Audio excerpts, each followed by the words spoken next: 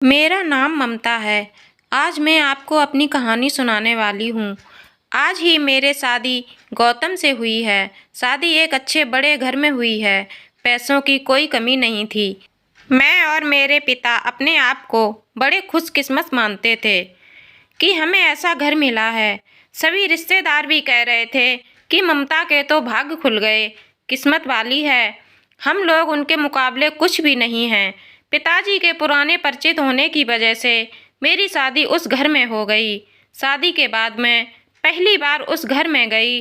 घर में जाते ही मुझे पता चला कि वो लोग कितने बड़े हैं। घर बहुत बड़ा था। पहली बार था जब उनका घर मैंने देखा था। सब कुछ बहुत अच्छा था। सुहाग रात का समय आ गया, लेकिन उसके पहले मेरी सास और ननद मुझे अकेले में ले गई। मेरे समझ नहीं आया। मुझे लगा कुछ बात करनी होगी। उनके चेहरे उतरे हुए और डरे हुए थे, जैसे कि कोई बात है जो मुझसे कहना चाहती हो। मैंने उन्हें पूछा, क्या हुआ, आप इतने डरे हुए क्यों हो? मेरी सास बोली, बेटा हम तुम्हें कुछ बताना चाहते हैं, लेकिन तुम यह सुनकर हिम्मत रखना। साथ ही मेरी ननद भी बोली कि अब हम जो तुम्हें बताने वाले हैं वो बात हम तीनों के बीच में ही रखना। यह बड़ा घर है, यहाँ बात फैलते ज़्यादा समय नहीं लगता, और वो बात सबके सामने आ गई तो हमारे घर की इज्जत मिट्टी में मिल जाएगी। अब तुम इस घर की बहू हो और तुम्हें इस घर का मान रखना होगा।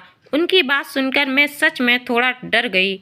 मुझे समझ नहीं आ रहा था कि वो लोग क्या बोलना चाह रहे हैं। मैंने कहा, आप बताएं, मुझे क्या बात है? मेरी सास बोली कि बहू, मेरा बेटा मर्द नहीं है। उनकी यह बात सुनकर मेरे होश उड़ गए। उन्होंने कहा कि मैं जानती हूँ कि तुम सोच रही होगी कि फिर हमने तुम्हें क्यों फंसाया, लेकिन हमारी भी मजबूरी है। हम यह बात ऐसे बता नहीं सकते थे, वरना सभी को पता चल जाएगी। मेरा बेटा रात में अक्सर बाथरूम में ही रहता है। पता नहीं वहाँ क्या करता। जब भी उसे पूछो तो यही कहता कि उसका पेट खराब है।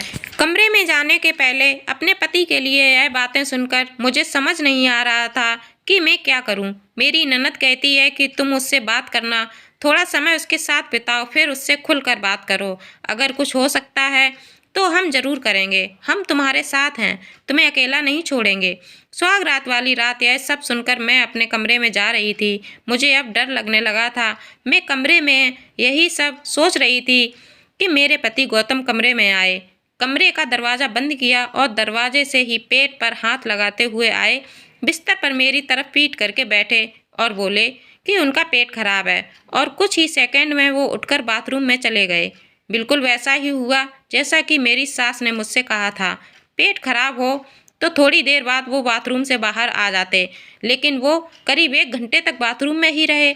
मैं बाहर चुपचाप अपने बिस्तर पर बैठी रही। उन्हें मैंने आवाज़ भी नहीं दी।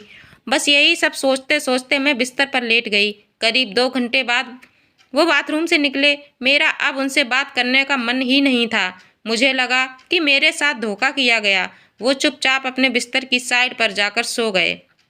सुबह मैं अपने आप को खुशकिस्मत मान रही थी और रात होते होते अपनी किस्मत को कोसने लगी। सुबह मैं जल्दी उठी और बाथरूम में गई। बाथरूम में जैसे ही गई मेरे होश उड़ गए, क्योंकि बाथरूम में एक नई नाइटी थी, साथ ही मेकअप का सामान। यह सब क्या था, मुझे समझ नहीं आ रहा था। एक ऐसे इंसान से मेरी शादी क्यों करवा दी? सुबह मेरी सास और ननद ने मुझसे पूछा, क्या हुआ बेटी? रात में मैंने कहा, वही जो आपने बताया था। यह कहकर मैं रोने लगी। मेरी ननद ने कहा, माँ मैं कह रही थी ऐसे किसी लड़की की ज़िंदगी खराब मत करो, लेकिन तुम सभी ने मेरी बात नहीं मानी। अब यह क्या ऐसे ही घुट घुट कर यहाँ रहेगी? मेरी सास बोली कि बेटा, तू जो भी फैसला लेगी हम तेरे साथ हैं, लेकिन तुम्हें यह वचन देना होगा कि यह राज तेरे मुंह से नहीं निकलेगा। अगली रात फिर वो मेरे कमरे में आए। मुझे अब उनकी तरफ देखने का भी मन नहीं हो रहा था। मैं चुपचाप अपना बिस्तर करके अपनी साइड पर सो गई, क्योंकि अब बात करने को रखा क्या था। उन्होंने भी अभी तक कुछ बात नहीं की। उसकी वजह भी मैं जानती थी। थोड़ी देर वो बिस्तर पर बैठे रहे और फिर उठकर वो बाथरूम में चले गए। मैं समझ गई थी कि वो क्या करने गए हैं। थोड़ी देर बाद बाथरूम से चीज़ें गिरने की आवाज़ आने लगी, कुछ टूटने की। थोड़ी देर बाद आवाज़ रुकी और इस बार वो जल्दी ही बाथरूम से बाहर आ गए। आकर बिस्तर पर सो गए। हमारे बीच कोई बात नहीं हो रही थी। मैं तो यही सोच रही थी कि मैं क्या करूं। यही सब सोचते सोचते नींद आ गई। सुबह जल्दी उठी और फिर मैं बाथरूम में गई, लेकिन इस बार बाथरूम में जब गई तो सब कुछ बिखरा हुआ था। नई नाइटी को फाड़ दिया था, मेकअप का सामान बिखरा हुआ था। बाथरूम में कचरे में एक कागज़ भी था जिस पर लिखा था माई ब्यूटीफुल वाइफ। मेरे मन में अब शक आ गया कि यह सामान और कपड़े कहीं मेरे लिए तो इन्होंने नहीं रखे। लेकिन फिर मैंने सोचा कि मेरी सास और ननद मुझसे झूठ क्यों बोलेगी। अभी मैंने उनसे कुछ बात नहीं की। सुबह मेरी सास और ननद फिर मुझसे सहानुभूति जता रही थीं। मुझे उनकी बातों से लगा कि वो चाहती हैं कि मैं गौतम को छोड़कर इस घर से चली जाऊं। मुझे अब मेरी सास और ननद पर शक हुआ। मैंने घर की पुरानी नौकरानी से बात की। मैंने बातों बातों में उससे पूछा कि गौतम कैसे हैं। वो बोली कि वो तो बहुत सीधे हैं। उनकी माँ और बहन तो चाहती थी कि उनकी शादी उनकी बहन के पति के रिश्तेदार से हो। बहन और माँ ने तो बहुत कोशिश की, लेकिन उनके पिता नहीं माने और उनके दोस्त के परिचित यानी आपसे शादी करवा दी। वो दोनों तो आपकी शादी के खिलाफ थे। कई दिनों तक घर में विवाद भी होता था, लेकिन तुम्हारे पति गौतम ने कहा कि पापा जो बोलेंगे वही करते हैं। मुझे अब पता चल गया था कि मेरी सास और ननद मुझसे क्यों भगाना चाहते थे। इसलिए उन्होंने मुझसे झूठ कहा था। उन्होंने शायद गौतम को कुछ कहा होगा। रात अब मैं गौतम से बात करने का इंतजार कर रही थी। वो कमरे में आए तो उनका मुंह तो उतरा हुआ था।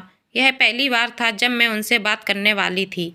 उनके आते ही मैंने कहा, आप मुझसे कुछ बात करना चाहते हैं? वो बोले, अब बात करने को रखा क्या है। पापा का विश्वास था कि वो घर अच्छा है, इसलिए मैंने माँ और बहन की ना सुनकर तुमसे शादी की और तुमने सच छिपाया। मैंने बोला, क्या सच? यही सच कि तुम मुझसे शादी नहीं करना चाहती थी। तुम्हारी ज़िंदगी में अभी भी कोई और है। यह बात तुमने ही तो माँ को बताई थी। घर की इज्जत और पापा के कारण मैं चुप हूँ, कुछ कदम नहीं उठा रहा हूँ।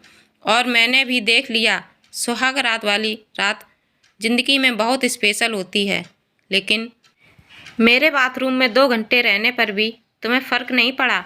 माँ ने सही कहा था कि तुम आवाज़ भी नहीं दोगी, बात भी नहीं करोगी। मैंने बोला, बाथरूम में रुकने को उन्होंने कहा था और वो कपड़े और मेकअप वो मेरी बहन ने रखा था। कहा था पहली रात का गिफ्ट है तुम्हारे लिए, बाथरूम में रखा था। मैं उठकर उनके पास गई और उन्हें कहा, आपको पता है उन्होंने मुझे क्या कहा?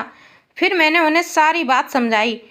कहा कि वो चाहते थे हम दोनों में गलतफहमी हो और हम अलग हो जाएं, ताकि वो जो चाहते हैं वो पूरा हो जाए। उन्हें गुस्सा आया, लेकिन मैंने कहा नहीं, अब हम इस बात को यहीं ख़त्म करेंगे और किसी को कुछ नहीं कहेंगे। उस रात मेरी सारी परेशानी और गलतफहमी दूर हो गई। वो थी मेरी सही मायने में सुहाग रात। अगली सुबह मेरी सास और ननद ने मुझसे पूछा कि मेरा क्या फ़ैसला है, मैं क्या करने वाली हूँ। मैंने कहा कि मैं आप दोनों को माफ़ करके एक नई शुरुआत करना चाहती हूँ। आपको मुझसे कोई शिकायत नहीं होगी। मैं एक बहुत अच्छी बहू बनकर दिखाऊंगी। मेरे चेहरे पर मुस्कान देखकर उनके चेहरे उतर गए। ननद तो उसी दिन अपने घर चली गई। मैं और गौतम अपनी ज़िंदगी में बहुत खुश थे और मेरी सास अपनी करनी पर बहुत शर्मिंदा थी, लेकिन मैंने और गौतम ने उनको माफ़ कर दिया था और हम दोनों के इस फैसले से बहुत खुश थी। अगर मेरी कहानी पसंद आई हो तो कृपया मेरे चैनल को सब्सक्राइब करें और कमेंट करें। धन्यवाद।